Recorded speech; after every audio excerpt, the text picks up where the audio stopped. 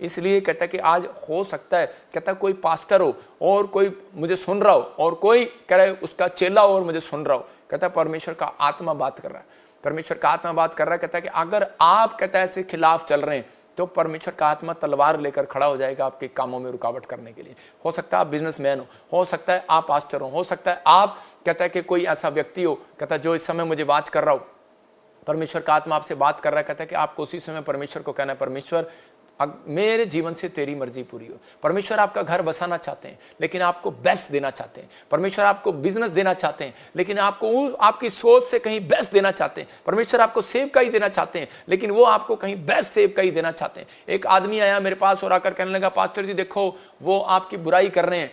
पिछले साल मुझे किसी ने बताया।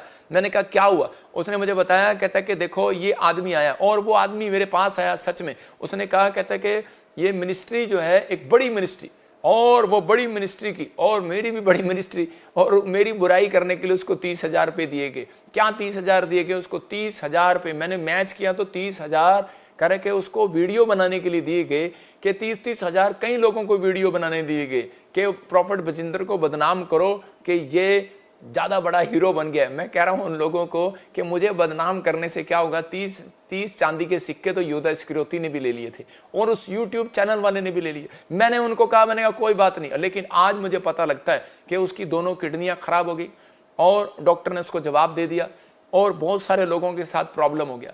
बोलने दो, मैं जवाब नहीं देता, मेरा परमेश्वर जवाब देता है। मैं कह रहा हूँ उन लोगों को, लेकिन मैंने उस व्यक्ति को कहा, मैंने कहा कोई बात नहीं, लेकिन मेरे पास उसकी वीडियो भी आ गई। बाद में उन्होंने उसी को मारा और पीटा जिसने झूठ कहा था। कहता प्रॉफिट बजिंदर ने कहता मेरे को पैसे दिए और उसकी टीम ने मुझे पैसे दिए और मुझे पैसे देकर मुझे कहा कि भाई तू सारी उस मिस्ट्री की गवाहियाँ मतलब कि बता दे कि ये झूठ करते हैं, ये करते हैं, वो करते हैं, पता नहीं क्या क्या नाम सुना।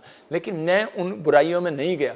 मैं अपनी भेड़ों को रखवाली करनी है, मुझे अपने भेड़ों की को चराना है, मुझे उनको बताना है कि पवित्र आत्मा हमारे जीवन में काम जब करता है कि जब हम ऐसे काट कूट करने वालों से सावधान। बाइबल में लिखा पहला पत्रस 5:6 में कि कह रहा कि अधीन हो जाओ। तो इसका मतलब अपने अगुवे के अधीन। कहता अगर आप शिक्षा पा रहे हैं, आप मेरे ऊपर से अनॉइंटिंग को ले रहे हैं, मेरे ऊपर से आशीष को ले रहे हैं, परमेश्वर ने जो मुझे आशीष दी आपके घर जब आएगी जब आप आदर करेंगे। अगर आप विचार में आकर ठोकर खा गए, आप लोगों की दूसरी वीडियो देखकर ठोकर खा गए, तो मैं कह रहा हूं वो शराब आपके ऊपर भी पड़ेगा, बच्चे के ऊपर भी पड़ेगा, परिवार के ऊपर भी पड़ेगा, क्योंकि आपने मेरी चुगली खाई, क्योंकि आपने अपने लोगों की चुगली खाई। परमेश्वर इन लोगों से दूर रहते हैं, इसलिए लिखा आप परमेश्वर के सामर्थी हाथ के नीचे आ जाओ। मतलब कि परमेश्वर के हाथ के नीचे, हाथों ने लिखा, कहता है एक हाथ के नीचे। अगर आप विश्वास कर रहे हैं आज रात से, कहता है कि आपके ऊपर परमेश्वर के आशीर्वाद उतरेंगे यीशु मसीह के नाम में। आज लोग जब नहीं मानते तो बिलाम की तरह अपने घर में प्रॉब्लम्स को देखते हैं। आज भी बहुत सारे लोग जो हैं वो जगह जगह घमंड की बातें करते हैं, प्रॉब्लम्स करते हैं, लेकिन पवित्र आत्मा बचाना चाहता है ऐसे लोगों को। यहाँ पर पौलुस कह रहा है पहला कुरिन्थियों 11:13 में, कोई बोल रहा है आपको, कोई बोल रहा है कि पैसे ले ले, आपको कोई बोल रहा है कि ये कर ले, लेकिन मैं उन लोगों को कह रहा हूँ कि सावधान, आप छोटी बड़ी बात में लालच में ना हो। आप लालच में नहीं जाना, क्योंकि इन दिनों में कहता है कि आपको मसीहत से हटाने के लिए लालच दिया जाएगा। आपको शैतान किसी ना किसी तरीके से आपको गुमराह करने की कोशिश करेगा। यहाँ पर क्या लिखा पहला कुरिन्थियों में, हाँ पढ़ेंगे, देखो क्या लिखा। तुम आप ही विचार करो। तुम आप ही विचार करो क्या? नहीं, पहला कुरिन्थियों 11:13 में लिखा। हाँ पढ़ो, क्योंकि हाँ दिखा नहीं, दूसरा कुरिन्थियों 11:13 में लिखा, क्योंकि ऐसे लोग झूठे प्रेरितों और छल के काम करने वाले और मसीह के प्रेरितों का रूप धारण कर लेंगे। मतलब यहाँ पर परमेश्वर का दास कह रहा है, कहता है कि ऐसे कह रहा है कि पास्टर पोस्टल खड़े हो जाएंगे, कह रहा है ऐसे लोग झूठे प्रेरित और छल का काम करने वाले और मसीह के प्रेरितों का रूप धरने वाले। मैं कह रहा हूँ कि आने वाले समय में अपने आप को प्रोफेट कहेंगे, अपने आप को अपोस्टल कहेंगे, अपने आप ही मर्जी से करेंगे, लेकिन परमेश्वर पौलुस यही बात बोल रहा था पिछले वचन में कि वो मेरी चाल से पहचानो। यीशु मसीह बोलता है मेरे स्वभाव से पहचानो। यीशु मसीह कहता है, कह रहा है आज उन लोगों को बता रहा है कि अगर मैं, पौलुस बोलता है मैं आपको अच्छा लगता हूं या नहीं लगता, अगर मेरा वचन आपको अच्छा लगता है, दिया हुआ अच्छा लगता नहीं लगता, तो आपको मेरे चाल चलन से पहचानना है। कहता आपको पहचानना है कि मैं कहीं शिक्षा, अपनी गवाहियों से पहचानना है। आप कहता अंधा भिखारी जहां बैठा था अनॉइंटिंग प्लेस पर, उसको चंगाई क्यों कब मिली? कहता है कि जब उसको ये पहचान थी कि यीशु, विश्वास था यीशु मसीह यहाँ से जाएगा और मुझे चंगा करेगा। तो परमेश्वर का आत्मा कह रहा है कि आपका बीज कहाँ जा रहा है? उपजाऊ भूमि पर जा रहा है कि कह रहा है कहाँ डालना है आपने? पथरीली भूमि पर डाल रहे हो तो फल नहीं आएगा। आप डाल रहे हो तो आपकी गवाहियां बनेगी। आपको चिंता नहीं करना, हीलिंग होगी, आश्चर्य कर्म होंगे। जहां हीलिंग हो रहे हैं, आश्चर्य कर्म हो रहा है, भविष्यवाणियां पूरी हो रही हैं, तो इसका मतलब यह है कि आप सही जगह जुड़े हुए हैं। आप किसी की काट कूट में मत आओ। परमेश्वर का आत्मा आपको कह रहा है कि यहाँ पतरस को कहा भेड़े चरा और रखवाली कर। तो इसलिए ये वचन से परमेश्वर बात बता रहा है, क्योंकि आने वाले समय में जैसे जैसे बड़ा जैसे जैसे 2028, 29, 30 आता चला जाएगा, ऐसे ऐसे कहता है कि लड़ाइयां शुरू होंगी, युद्ध शुरू होंगे। लेकिन कहता है लोगों के बीच में भी ये लड़ाइयां शुरू होंगी। वो आपको एक दूसरे से खिलाफ करेंगे, वचन के खिलाफ करेंगे। लेकिन पवित्र आत्मा आप लोगों के जीवन में आज शांति बनाए रखना चाहता है।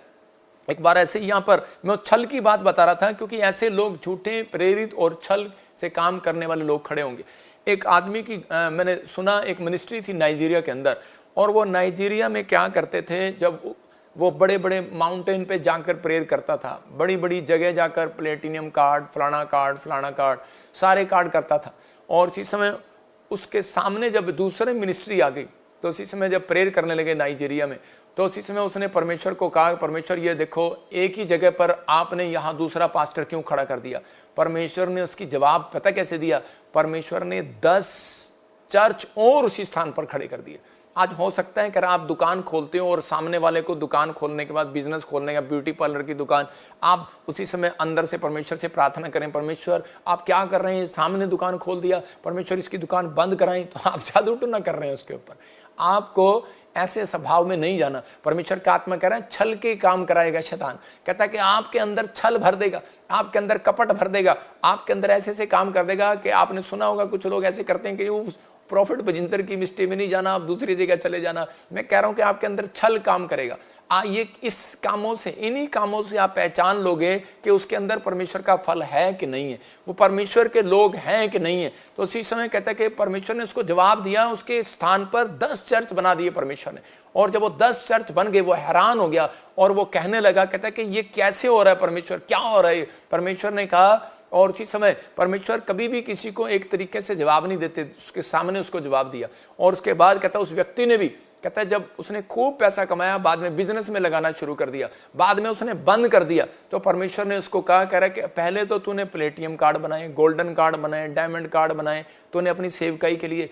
अब अगर ये बेचारा ने जब सेवा शुरू की है, इसने प्लेटिनियम कार्ड और ये गोल्डन कार्ड बना लिया, तो कहते हैं तेरे को क्यों जलन हो गया? कहता है कि वो अपने लिए नहीं मांग रहा, वो परमेश्वर के राज्य के लिए मांग रहा है। और उसी समय निर्गमन के 11:2 से परमेश्वर ने उससे बात किया। परमेश्वर ने उसे बताया कि मूसा के समय में, कहता है कि मेरी प्रजा को, मूसा को कहा, कहता है कि मेरी प्रजा को मेरी आज्ञा सुना कि एक एक पुरुष अपने अपने पड़ोसी और एक एक स्त्री अपनी अपनी पड़ोसन से सोना चांदी के गहने मांग ले। तो उसी समय मूसा कहने लगा, अरे परमेश्वर ये क्या?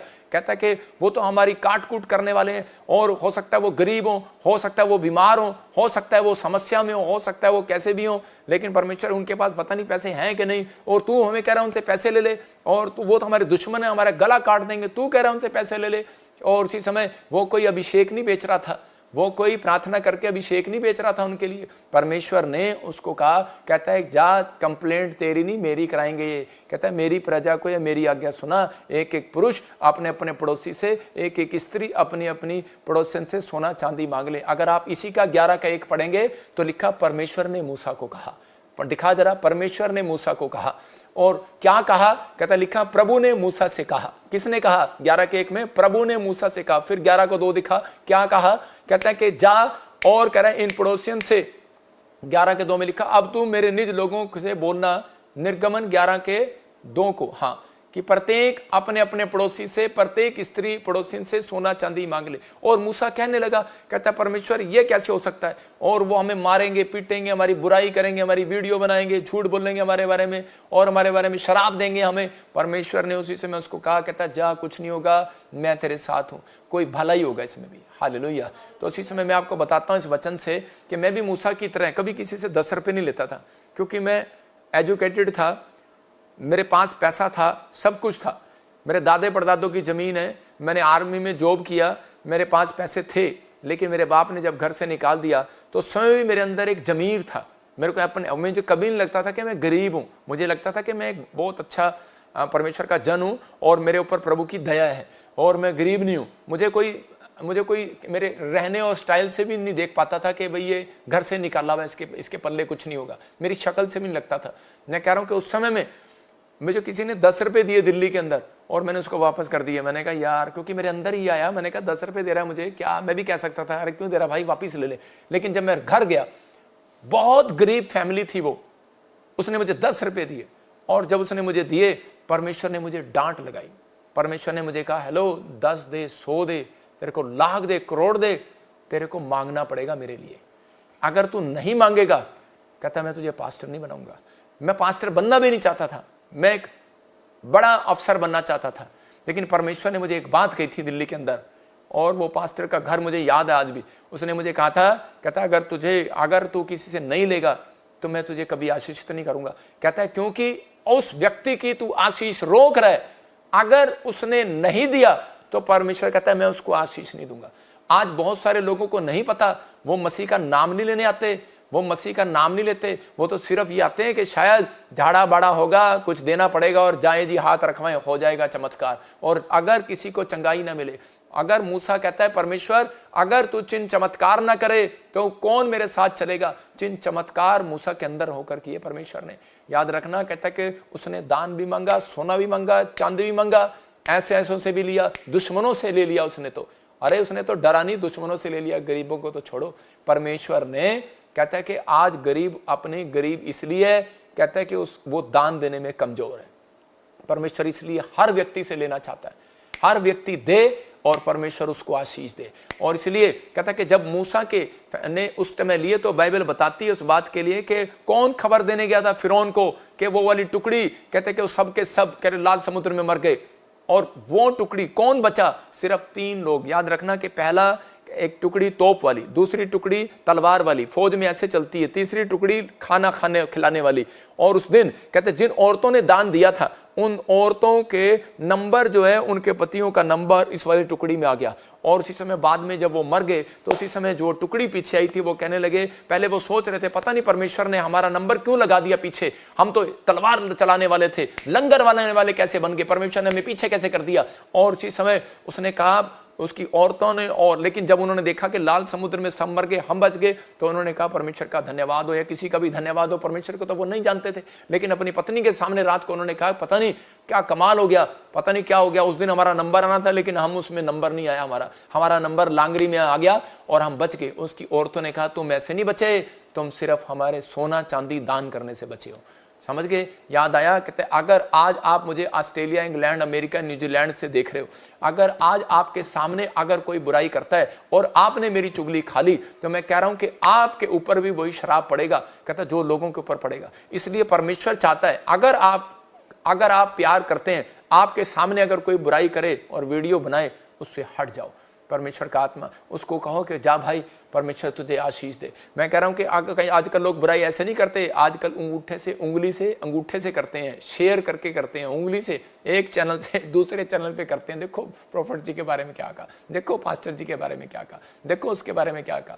मैं कह रहा हूं कि आपको नहीं मालूम, वो लोग अपने लिए शराब कमा रहे हैं और परमेश्वर जल्दी न्याय करेगा। दानियल के सामने शेर था और चुप ही नहीं हो रहा था। मैं कह रहा हूं हो सकता है वो राजा चुप ना हो रहा हो, बहुत सारी बातें इधर उधर की बातें कर रहा हो, लेकिन परमेश्वर कहता है कि ताकत रखता है शेर के मुंह बंद करने के लिए। हो सकता है कह रहा है कि जो आपके पापों के बारे में बार बार उछालता हो, आपको बदनाम करता हो, ये औरत ऐसी है, आप गौर ना करें, आपका बच्चा ऐसा है, आपका पति ऐसा है, आप पर लांछन लगाते हैं, आपकी सेवकाई ऐसी है, आपकी मिनिस्ट्री ऐसी है, आपके बेकार है आदमी, आपके खिलाफ बोलते हैं, आपके मोहल्ले में, आपके गाँव में, आपके शहर में। लेकिन परमेश्वर का आत्मा कह रहा है गौर ना करो, इग्नोर कर दो उस व्यक्ति को, क्योंकि परमेश्वर कह रहा है उसको उछलने दो, थोड़े दिन उछलने दो। एक टाइम उछलने का आता है, याद रखना, पतंग एक टाइम खूब ऊपर उछलती है, बाद में वो कट जाती है। एक टाइम आता है उछलने का, गेंद का ऊपर जाने का, बाद में नीचे ही आना पड़ता है। उछलने दो उसको। पर जो आपके ठोकर खिलाए उस पर कह रहा है कि आप हाथ ना उठाओ, आपको कोई बात नहीं, चिंता ना करो, लेकिन हाथ उठाकर प्रार्थना करो। जो अगर आप कह रहा चुप नहीं हो रहा, बार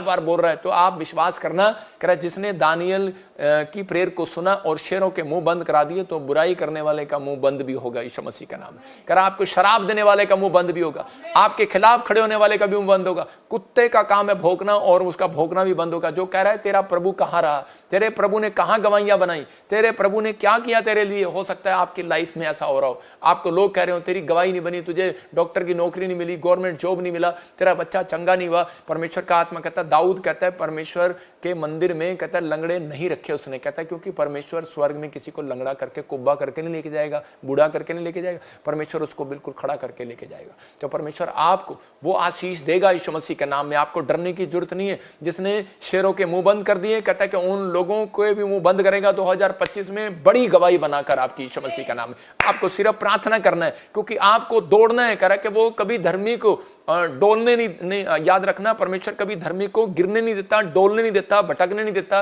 वो धर्मी के साथ रहता है। वो कहता है बस कुत्तों से चौकस रहो। वो कहता है काट कूट करने वाले, हो सकता है आपके विचारों में ऐसा कुत्ता आ रहा हो, उसको डांटो यीशु मसीह के नाम में, निकल जा बाहर नेगेटिव थॉट्स। मैं जो कर रहा हूं परमेश्वर के वचन के अनुसार कर रहा हूं, प्रभु मेरे साथ है और परमेश्वर मेरी जिंदगी में काम करेगा। क्योंकि वो तुम्हारी दौड़ को शैतान चाहता है कि वो रोक दे, आपको बदनाम कर दे, आपको उस इनाम पर ना जाने दे, ताकि आपको स्वर्ग की दौड़ से वंचित कर दे। इसलिए पौलुस बोलता है मैं तो तब तक लड़ता रहूंगा जब तक जिंदा रहूंगा। कहता है जब तक मैं जिंदा रहूंगा तब तक चलता रहूंगा, बाकियों को मैं कूड़ा समझूंगा, उन विचारों को कूड़ा समझूंगा, बेकार है वो मेरे लिए। कहता है जो मेरे लाभ के लिए उनको पकड़ूंगा, बाकियों को छोड़ दूंगा।